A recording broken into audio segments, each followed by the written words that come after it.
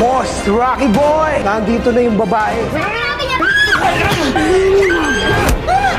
Papalamig muna kayo. Nauubusan na po ako ng oras. Hindi ko alam kung ano nangyayari siya mailigtas.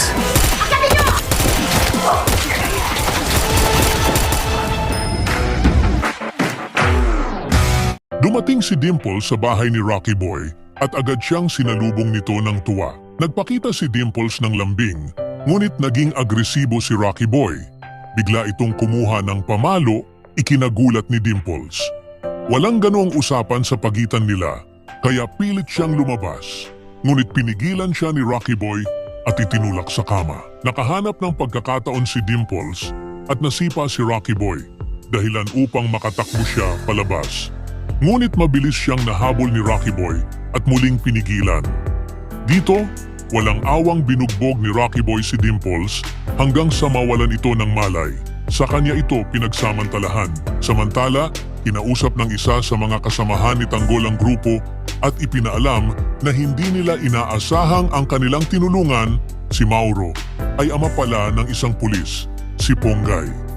Dahil dito, nagpasya silang umalis agad upang makaiwas sa gulo. Galit na galit si Ponggay nang malaman ang nangyari. Para sa kanya, bilang isang pulis, tungkulin niyang hulihin sina Tanggol dahil sa pagiging kriminal ng mga ito. Nanindigan siyang hindi dapat palampasin ang kanilang mga kasalanan, nagpaalam si Tanggol sa kanilang tinutuluyan. Nagpahayag na kailangan na nilang umalis. Ngunit pinayuhan siya ng mga kasama na huwag munang magpadalos-dalos at hayaang lumamig ang sitwasyon. Alam nilang delikado pa ang kanilang kalagayan. Hindi pumayag si Tanggol. Ipinaliwanag niyang nauubusan na sila ng oras at mas mabuti nang kumilos agad bago pa man mapahamak ang kanyang ama, si Ramon. Buo na ang kanyang desisyon na iligtas ito sa anumang kapahamakan. Sa kabilang panig, sinubukan ni Ramon na tumakas mula sa mga nagbabantay sa kanya. Nakakuha siya ng baril at mabilis na tumakbo, ngunit napansin ng mga bantay ang kanyang pagtakas at agad siyang pinaputukan. Sa kabila ng panganib, ipinakita ni Ramon ang kanyang tapang at galing sa laban, isa-isa niyang pinatumba ang mga humahabol sa kanya upang makalaya. Sa kabuuan ng mga pangyayari, mas lalong tumindi ang kaguluhan at panganib sa magkabilang panig. Habang patuloy na ipinapakita ni Tanggol ang kanyang determinasyon na iligtas ang ama niyang si Ramon, dumarami rin ang mga taong nadadamay sa kanilang laban.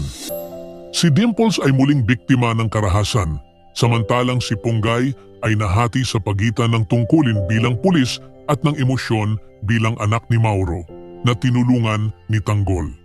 Sa kabila ng payo ng kanyang mga kasama, hindi mapigilan ni Tanggol ang kanyang damdamin at kagustuhang kumilos agad. Samantala, ipinakita ni Ramon ang kanyang tapang sa pagtakas mula sa pagkakabihag.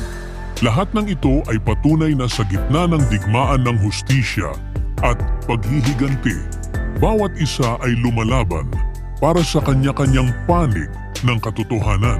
Ibahagi ang inyong saloobin sa comment section. Huwag kalimutang mag-subscribe at i-click ang notification bell para hindi ninyo ma-miss ang susunod na kabanata ng Batang Quiapo. Maraming salamat sa panunood